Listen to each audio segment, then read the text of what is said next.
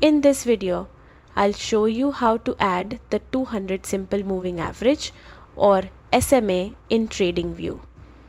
First, open your chart and click the indicators button on the top toolbar or press the / key to bring up the search window.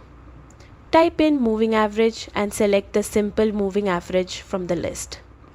A line will appear on your chart, but we need to customize it. Hover over the SMA label on your chart and click the gear icon to open settings.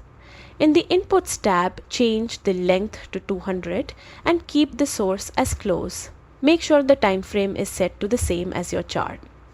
Next, go to the Style tab to adjust the color and thickness so the SMA line stands out clearly on your chart. Click OK and there you have it. The 200 SMA is now visible. This line helps identify long-term trends by smoothing out short-term fluctuations, giving you a clear view of market direction.